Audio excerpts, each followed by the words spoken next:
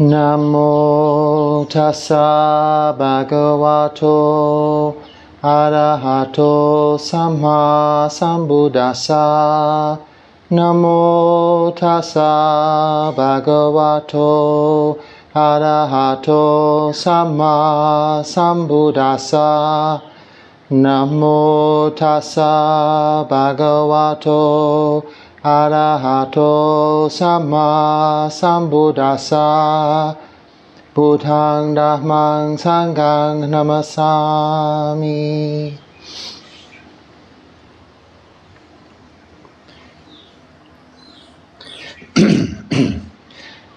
Hello and welcome. On this new moon of October, Lunar Observance Day, we call in the Pali language Uposatha. In each month there are two Buddhist holy days, the full moon and the new moon. Today I'm going to talk about how to forgive in this what we call Dharma talk, but in an informal way. I'd like to speak to you about how to forgive from my own experience in practicing what the Buddha, our teacher, teaches us in the Dharma, in the way that it's been passed down to us when we're lay practitioners, newly ordained monks, or even monks that have been here for some time, the Sangha.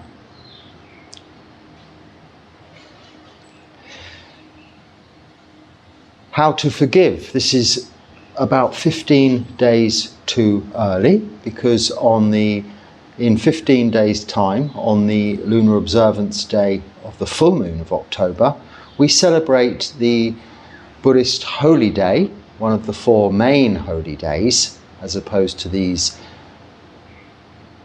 twice monthly Uposathas, of Pavarana, or Pavarana, if you pronounce the V. This is the end of our Vasa, which is the rains retreat season, when monks, nuns, the Sangha, stay in one place for 3 months. So it's come to be known as the rains retreat. Vasa is just the Pali word meaning rains. And it's a significant time for monks whom are often traveling, because they stay in one place. And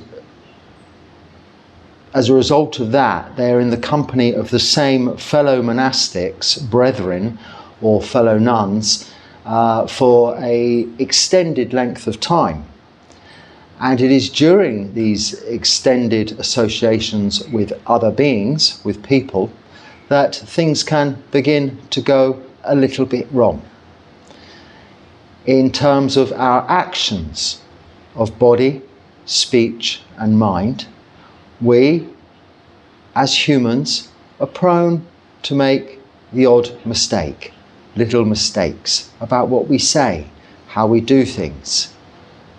Even our way of thinking can become a little bit askew from time to time. It's human nature. We make mistakes. So at this time, in about 2 weeks, 15 days' time, the Sangha, the monks and the nuns in their respective Sanghas, come together and seek forgiveness of each other, individually coming before the entire Sangha to firstly declare purity, and secondly to seek forgiveness of any actions of body, speech and mind that may have caused offence during this time that they have spent together.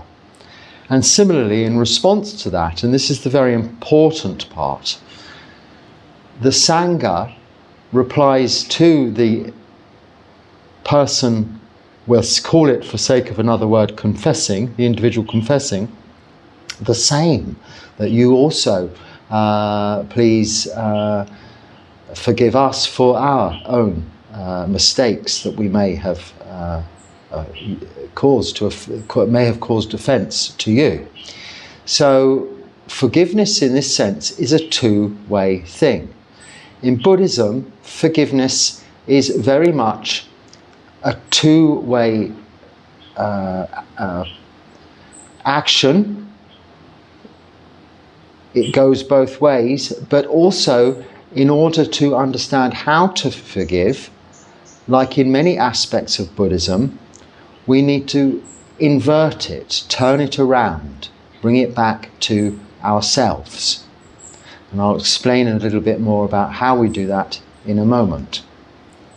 But firstly, each and every observance day at this time, which falls on the full moon, it being a little bit different in different geographical areas. So for instance, the full moon or the new moon this week here is at 16 minutes past midnight Wednesday night, but the Buddhist day begins at dawn. So therefore, officially full moon day is Wednesday, but the full moon can be construed as being Thursday. So there's a little flexibility, but these are just conventions and have taken local influences into account and things that are going on to make small adjustments in these days. And none of these things should be held onto too rigidly. As long as you can, each and every month, make sure that together as a Sangha, or if you're alone, you are observing a particular day. Now also, when I'm discussing this lunar observance day, this Uposatha, holy day, with respect to people living in the Western or more modern world, where they have adopted the solar calendar, the Gregorian calendar, or the conventional calendar these days used throughout the world with 12 months, they have a 7-day week and a weekend, usually the Saturday and the Sunday. So you might choose to observe your Uposatha, this Buddhist holy day, if you're practicing that way, on a Sunday or a Saturday, at the weekend anyway, when you're not working. As long as you're observing it occasionally, once a month, twice a month, or even 4 times a month, this is the important thing. Now the reason I mention this is because each and every month the monks come together to recite their huge number of rules, 227 rules, we call the Patimokkha. Now Patimokkha, I've only recently heard this, but I didn't know previously, comes from mokkha comes from the root meaning of freedom or something. I think so. I've probably got that slightly wrong, but basically Patimokkha means way of freedom. It doesn't mean whole set of binding rules. It doesn't mean 227, or in the case of nuns, 311 binding commandments. You must do, you must not do. Something constraining like that. No, Patimokkha means path to, or way to freedom.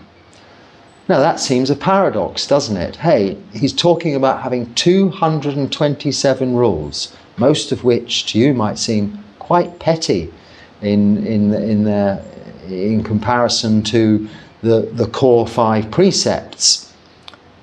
For instance, I'm not able to convey the Dharma, speak of the Dharma to an individual holding an umbrella in front of me. Well, you know, that might seem trivial, but all of these Patimokkha rules have come from thousands of rules contained in the Vinaya, which is the overall rules for Buddhist monks and nuns, and is the legacy of the Buddha.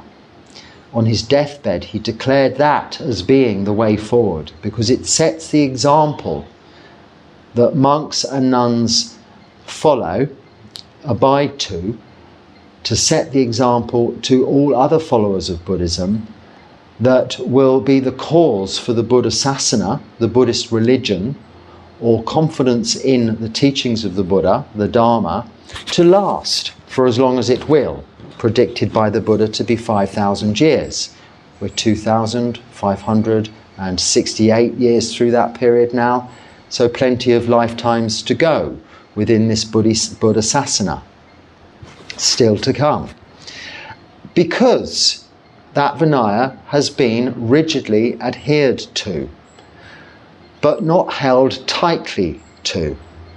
So like an egg, you wouldn't hold it too tightly so it breaks, you'd hold it gently, ensuring its protection and allowing you to move it from A to B without causing damage. But you're protecting it, you're holding it securely so as not to drop it. This is how we see these guides to the way we live, as a support and not a restriction, as freedom, patimokkha, way to freedom, as opposed to constraining commandments. What's this all got to do with forgiveness? I hear you ask yourself. Well, here we go, it's coming soon. In order to be able to forgive others, like many of the practices in Buddhism, in order to help others, in order even to speak of the Dharma to others, one first has to practice yourself. So to teach meditation, if you haven't practiced meditation yourself, you simply cannot. It's something that cannot be learned from a book. It needs to be practiced and learned experientially. And to pass that knowledge on, this too has to come from a place of experience, for it to be heard, understood and useful to another party. If you simply read something from a book, well, they could say, I can read that book myself. But coming from an actual place of experience, you can assure the person listening that it does work this way. Otherwise, there'd be no reason to be saying it. In particular respect to the Buddha, in particular respect to Buddhism, it isn't a religion as such that is preached. There aren't sermons. There aren't preachers. We don't convert people from other religions. If they choose to see this example that is set by the Sangha, others whom aren't of a Buddhist background or who know nothing about the Buddhism, but if they see the Sangha behaving in such a way as to it being inspiring, and it inspires them to ask questions, then we may answer those questions. And these are the only occasions we speak of the Dharma.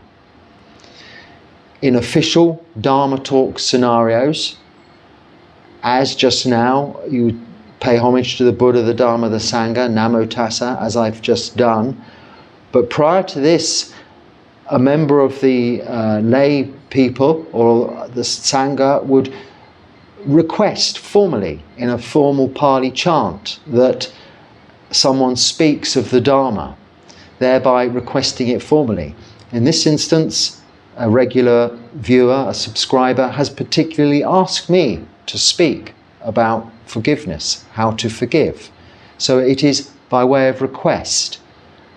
I'm not coming on here trying to convert and say, hey, this is what everybody should be doing, like a politician or a religious leader in theistic faith-bound religions or sects or cults. No, it is nothing of that nature. It is a philosophy, a way to live, and much like these rules. So before this bunch of rules, these ways to freedom are recited each and every month, each member of the Sangha has to declare their purity, because one of the rules in the Vinaya that was set down by the Buddha, and all of these rules, there are thousands of them in the overall Vinaya, were set down during the lifetime of the Buddha, whilst he was forming the Sangha as we now know it.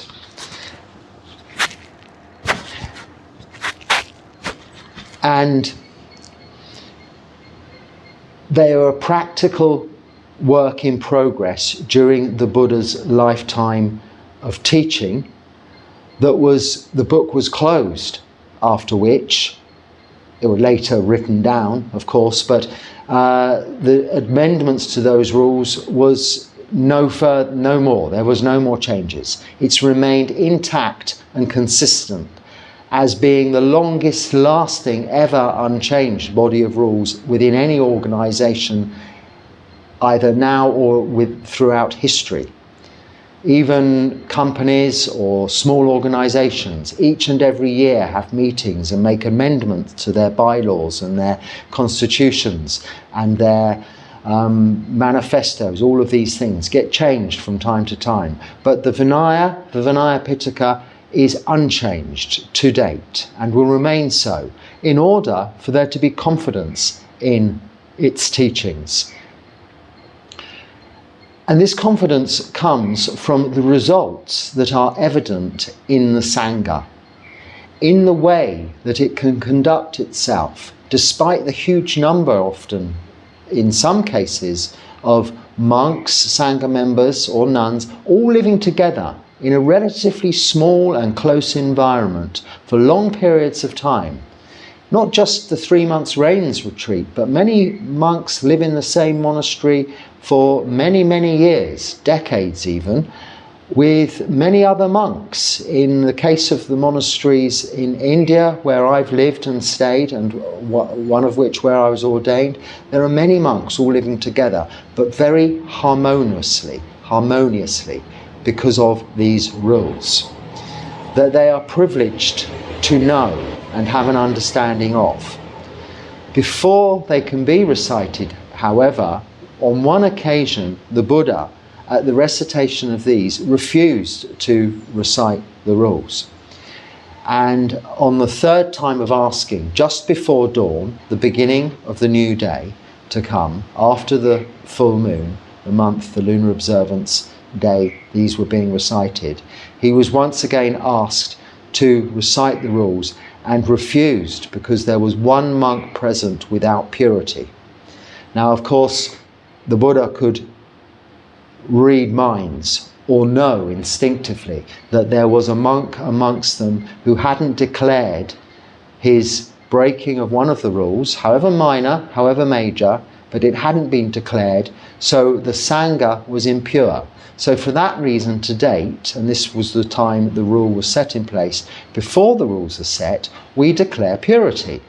So we will do this by finding a more senior monk than ourselves, and we literally say a little verse. It's a Pali, like a Pali chant, but it's in Pali. We ask forgiveness for the various types of offences that we may have committed since the last meeting. In some monasteries they do this more regularly or less formally, but the main requirement is that prior to the recitation of these rules that is done. So purity is declared. Now, it doesn't mean that the rules are not recited because someone's broken one.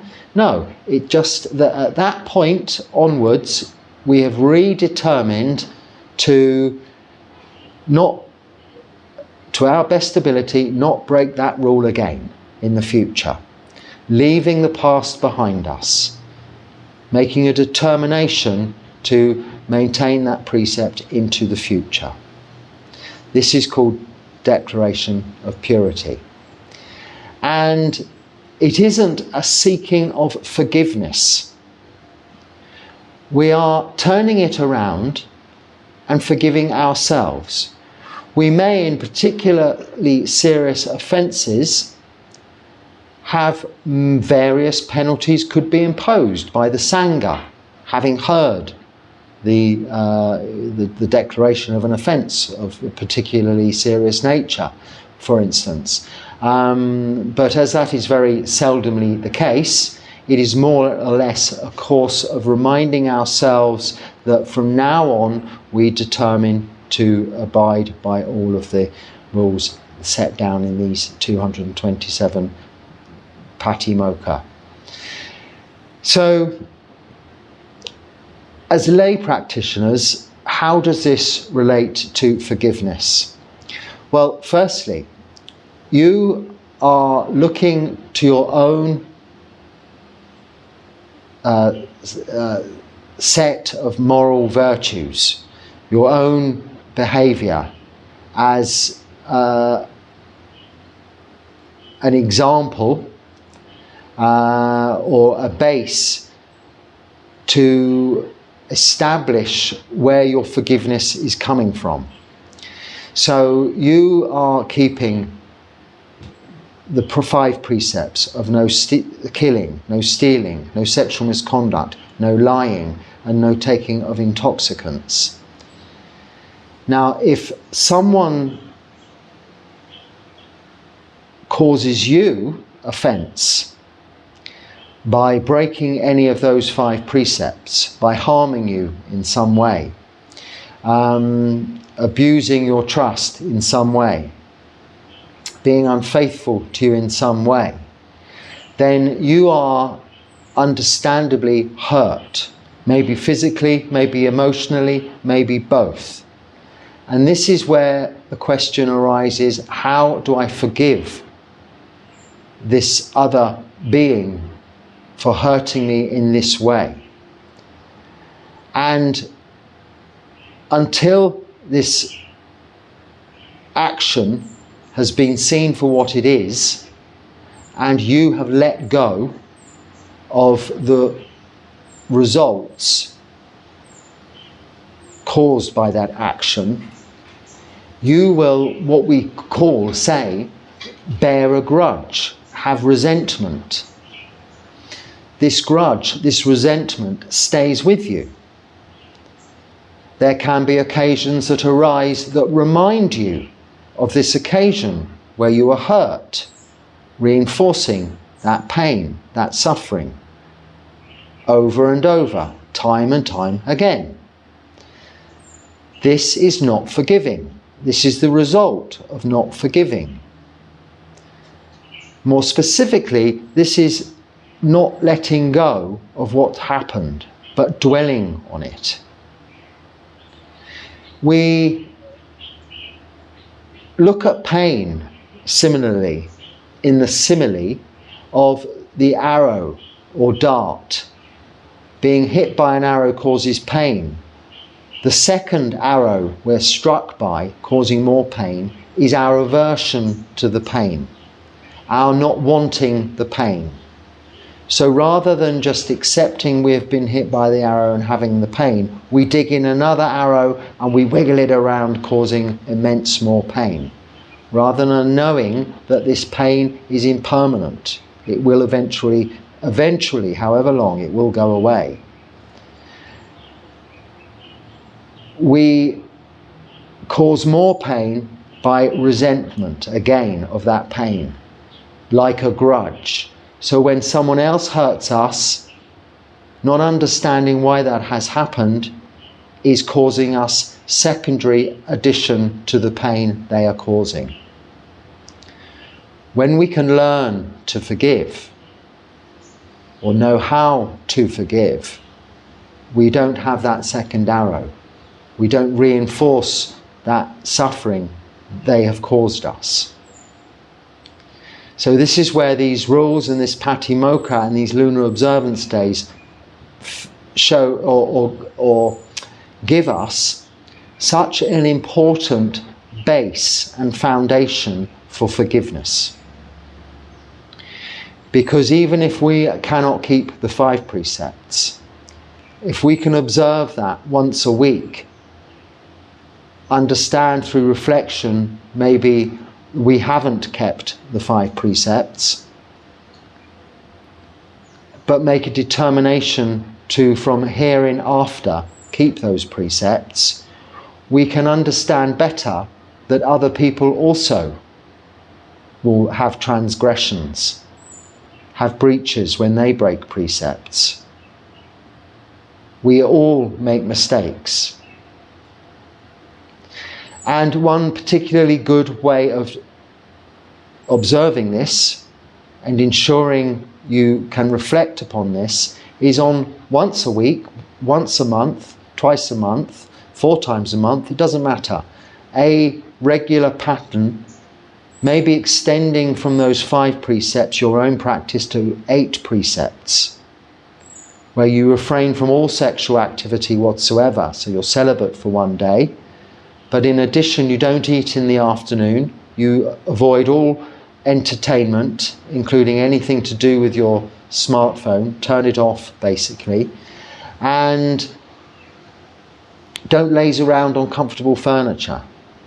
And don't dress up, putting perfume and jewellery and makeup on. Just stay in some loose-fitting clothes. And use this day as a day to reflect and to practice meditation more than anything else. You've freed up a whole afternoon where you don't have to think about food. You don't have to get dressed up in the morning. You can extend your day sitting on the floor, practicing meditation.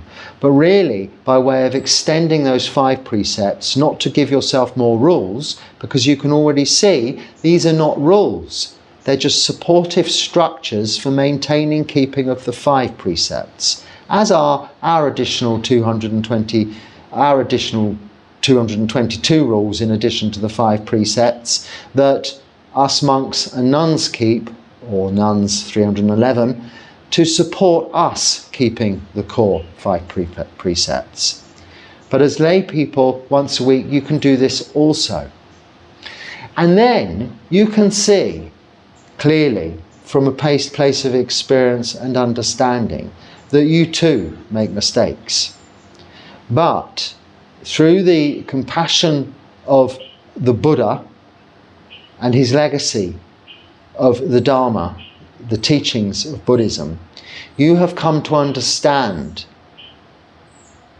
with wisdom and through reflection the true nature of our existence, the nature of suffering, the cause of suffering, the end of suffering, and this path leading to the end of suffering. You're practicing that path, the Noble Eightfold Path, establishing right view, having right intention, practicing right speech, with right actions, having a right livelihood, putting in the right amount of effort, keeping mindfulness as long as you can throughout your waking hours, and practicing meditation. This is the Noble Eightfold Path you are practicing.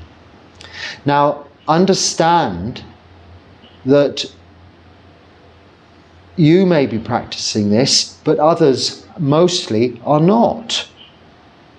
Even in Buddhist countries, mostly are not practicing Sila, Samadhi, Panya, or keeping anywhere near the 5 precepts, only because they haven't come to the fortunate place you have through your practice and through past karma, past pachaya, causes and conditions you've put in place, to be here and now listening to the Dharma, practicing the way of the Buddha's teachings, the Dharma, with the support of the Sangha. Not all people have had that good fortune to be in that position. So we must, as the Buddha did for us, or for all beings, have compassion towards all beings and understanding that that is the case. So however, in whichever way someone has hurt or offended you, then you should turn it back around onto yourself. So rather, when someone causes you abuse of some kind by their actions of body, speech or mind, your first reaction might be to go and tell someone, oh, do you know, this person did this, I'm so upset, this person did that. And then to start dwelling upon it, thinking about it. It may be to even seek retribution at that moment, revenge, through anger towards that aggressor. What happens when you do this? Does it make you feel good? No. Maybe slightly, the honey-tipped arrow, as the Buddha describes anger, just a slight sweet sense of retaliation that is so quickly gone and leaves you with a lot of pain and suffering. Much more, it's like the second arrow than was caused by the aggressor, whom's probably long gone and forgotten all about it already. But you're dwelling on it, holding a grudge. Someone may have said something casually in passing, or it may be something very specific. I've had personally some very nasty things done to me, physical, things done to me since even being a monk. And I've come to learn through my practice that it is only through ignorance or lack of understanding of the Dharma that these things were done.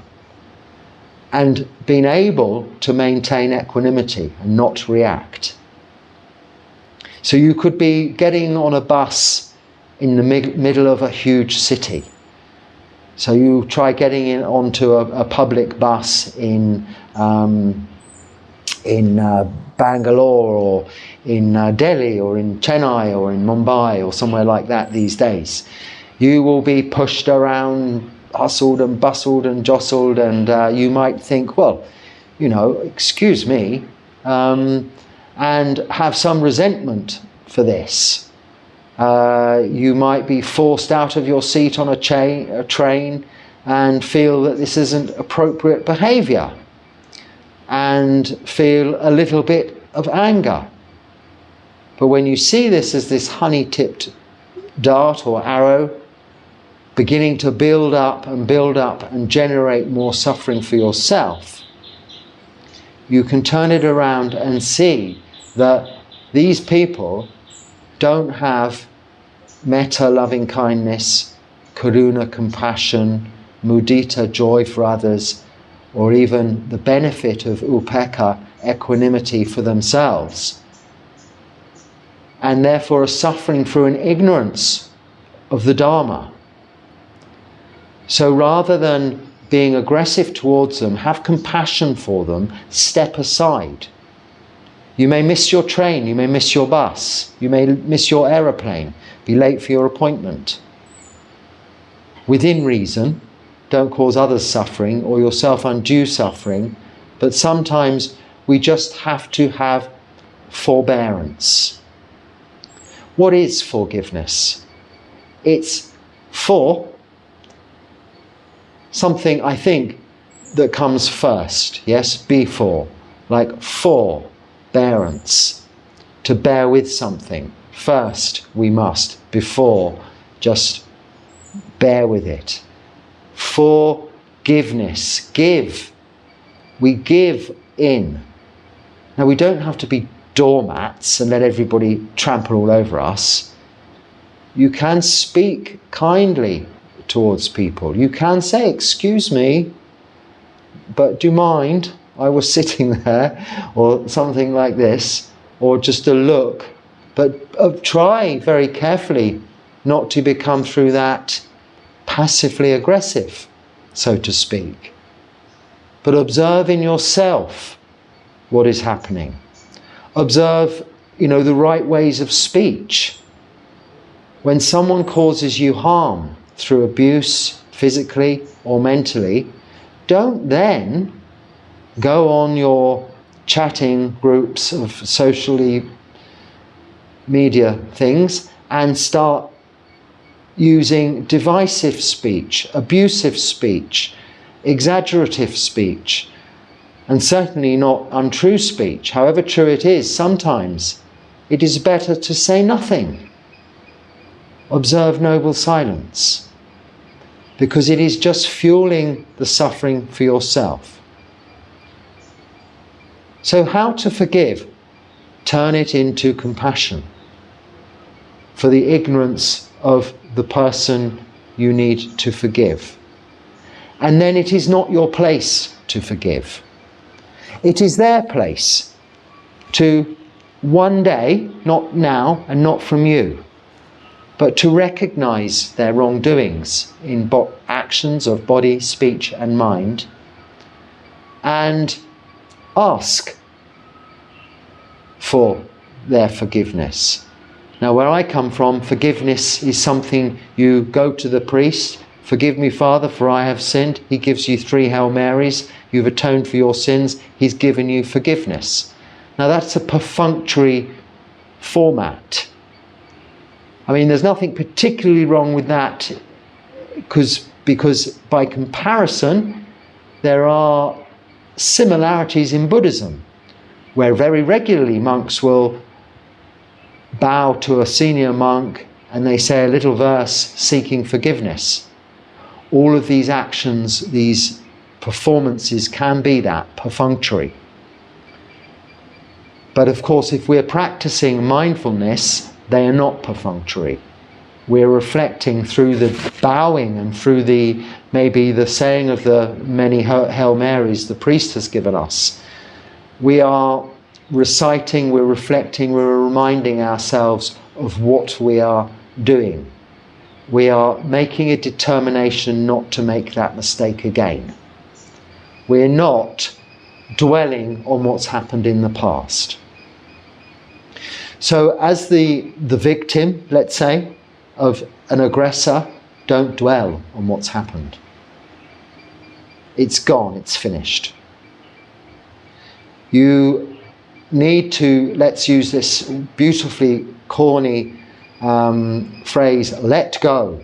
There's nothing corny about it. It's what we really are teaching in Buddhism, to know and let go. So it can't be used enough as long as it's understood what we mean by that. Let go of your resentment.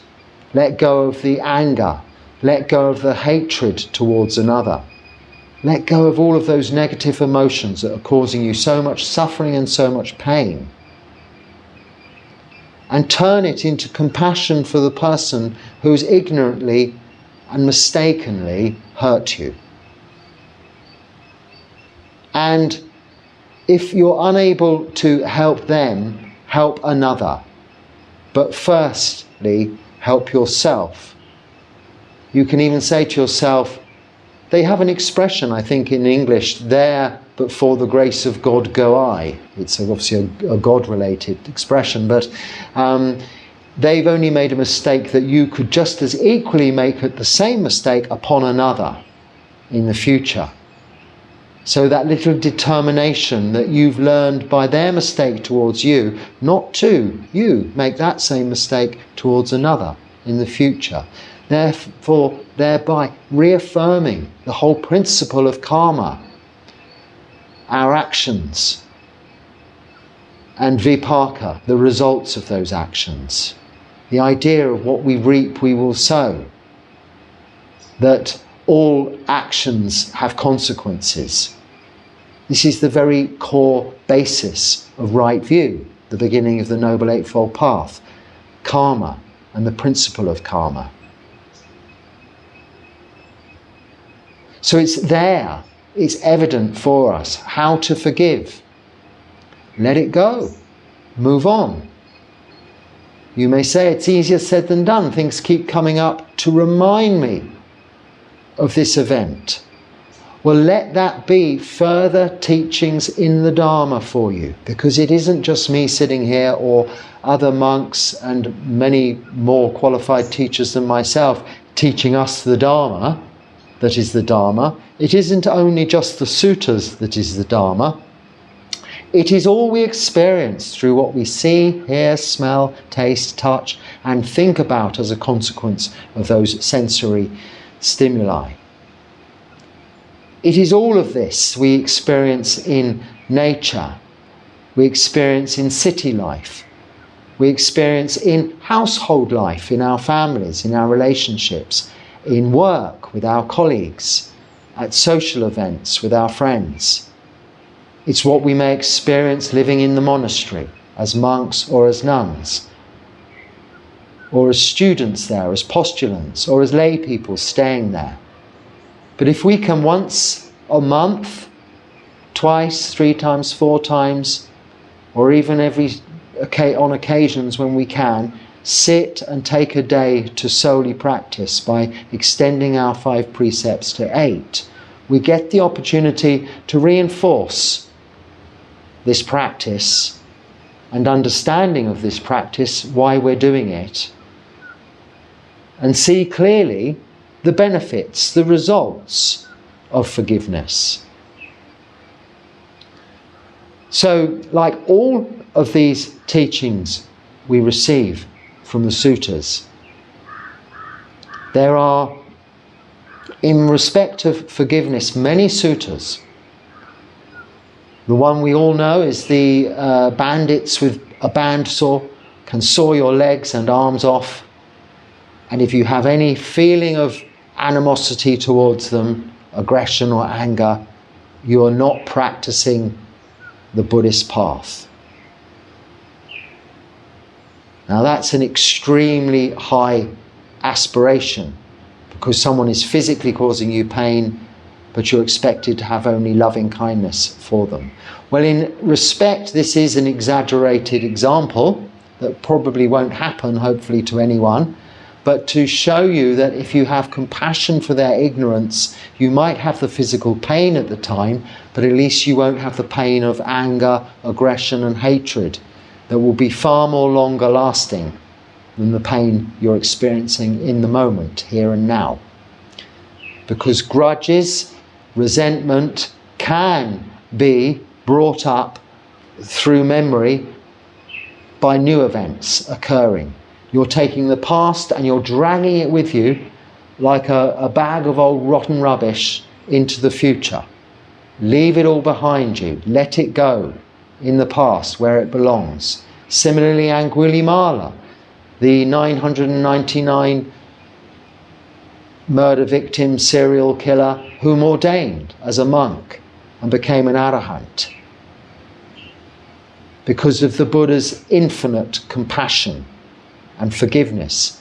The Buddha himself was to be the 1000th victim of this murderer, whom would cut off the fingers and hang them around his neck, hence the name Angulimala, finger mala, finger necklace.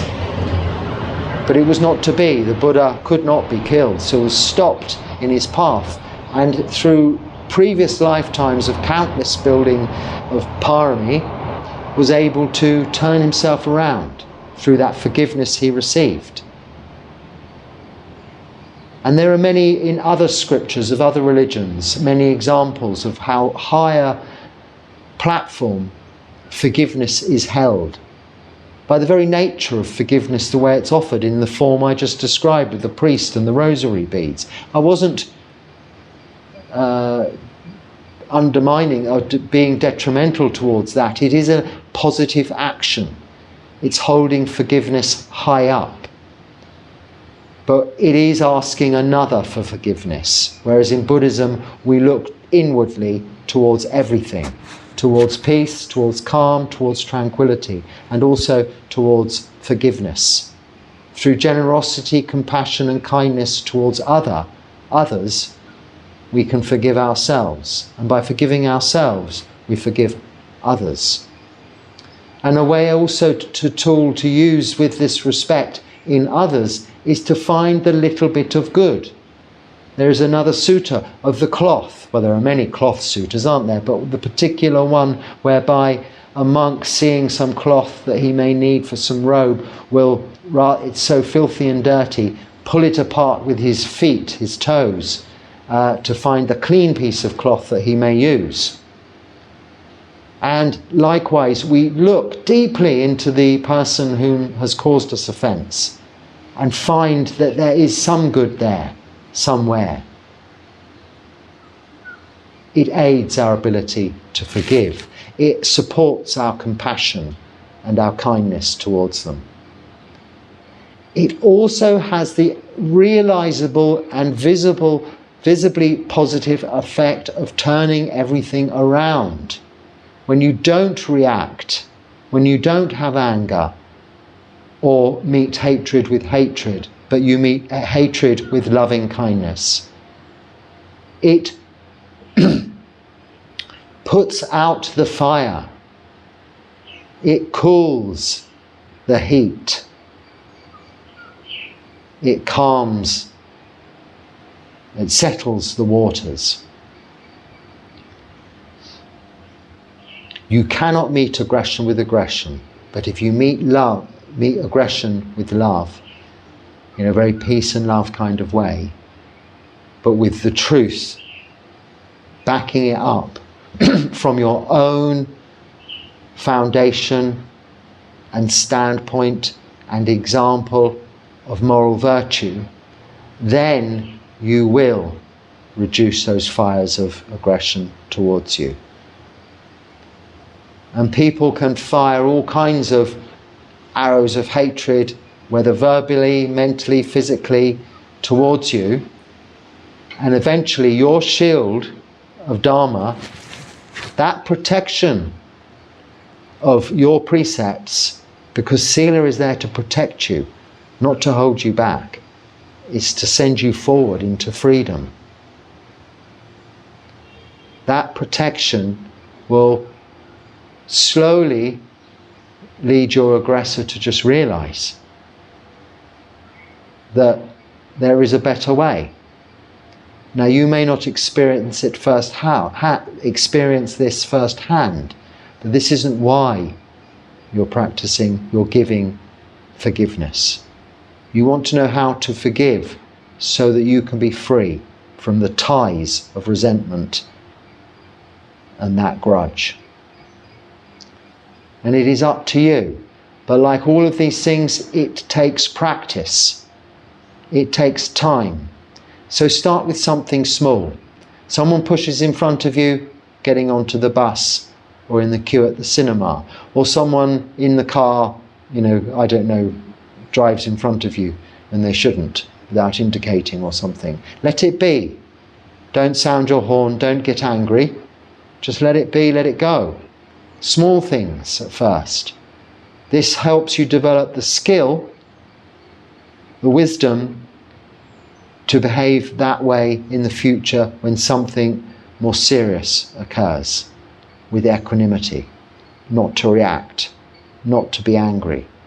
Even if you've been maimed physically and permanently through negligence of others, it's only your body. It was going to die anyway. Why be angry? This person was doing their best, that they thought was their best at the time.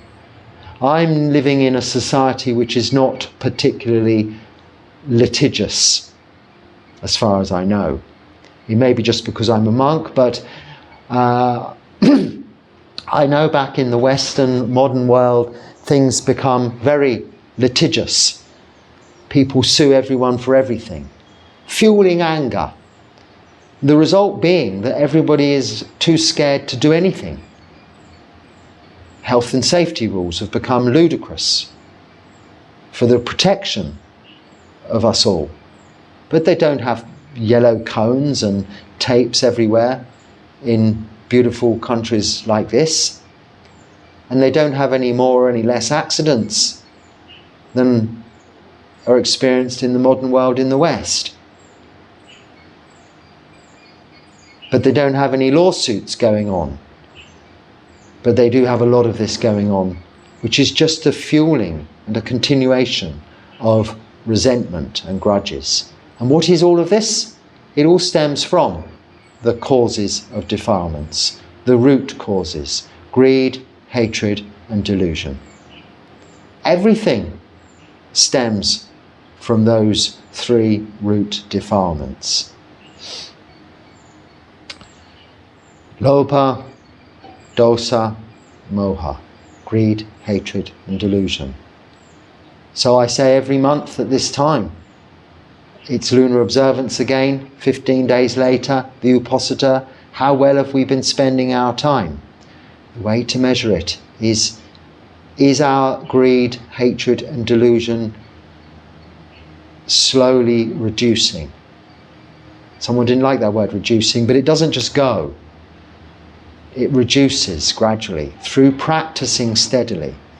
So if you're finding yourself with grudges, resentment, and you're finding that things are reminding you of people's wrongdoings in the past, It's because you haven't let it go. You haven't seen those same faults in yourself and addressed them. You're not giving yourself the opportunity to practice forgiveness as opposed to giving forgiveness. Practice forgiveness on yourself. Practice isn't just this notional word given to Buddhism. Oh, I'm a practitioner. I practice. What have you been doing today? Oh, I've been practicing. No, practicing means what it says. You're like practicing the violin, you're practicing to drive, you're practicing to speak Sinhalese, which I'm not really. But you're doing something over and over again to get better and better at it, and you gradually do get better and better at it. So keep practicing forgiveness. And the best way to do that is on yourself, because you're always doing something wrong. So keep practicing. And so when you stub your toe or when you accidentally tread on an ant, forgive yourself with compassion. It's my ignorance that I did that. I wasn't practicing mindfulness at the time, so I stubbed my toe. I wasn't being careful. Again, mindfulness, so I accidentally trod on this poor ant. This is compassion. And that is the evidence of forgiveness towards yourself. Keep practicing this, and you know then how to forgive others as well as yourself. So I think on that note, I shall leave it. And if there's something useful you can practice with, please do. Please share it, please subscribe if you're new to watching this channel. It varies considerably. These talks are unplanned. They go up and down, I'm not really sure. Often titles make things more popular than anything else on YouTube. But I do look into it sometimes and on occasions and see that interest is maintained. My regular subscribers watching these talks watch most of the talk, most of the time. So therefore there is interest. And there's that interest that gives me the encouragement to continue talking to you on this platform in this way.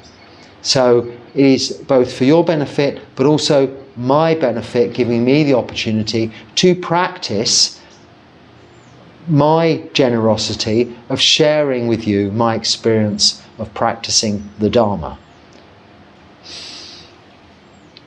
So if it's useful, please use it. If not, just let it go. And until next time, be happy and stay well. Sukhi Hotu. Ewam.